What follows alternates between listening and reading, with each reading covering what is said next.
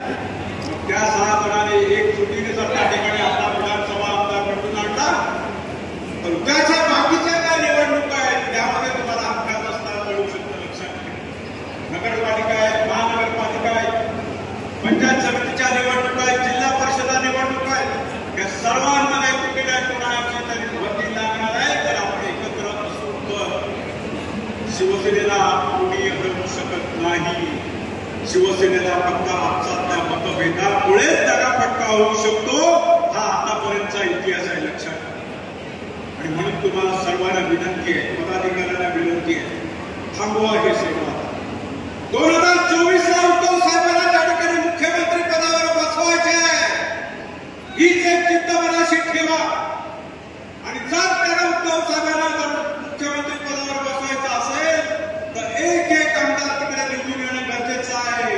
आणि त्यासाठी मी माझं तन मन धन अर्पून अगदी नियोजनबद्ध त्या ठिकाणी संघटनात्मक काम करून घराघरात जाऊन लोकांशी संवाद साधेन, लोकांशी संपर्क करेन, लोकांच्या वेदना समजून घेईन आणि त्या सोडवण्यासाठी प्रयत्न करीन. असा प्रकारचा ध्यास तुम्ही घेतला पाहिजे.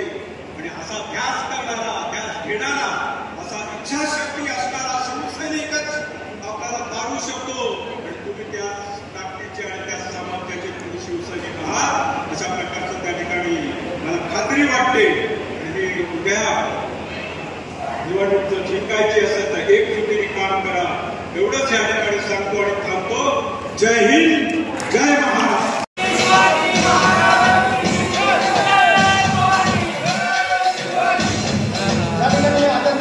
रोजच्या ताज्या घडामोडींसाठी आवाज टीव्हीला सबस्क्राईब करा आणि बेल आयकॉन प्रेस करा.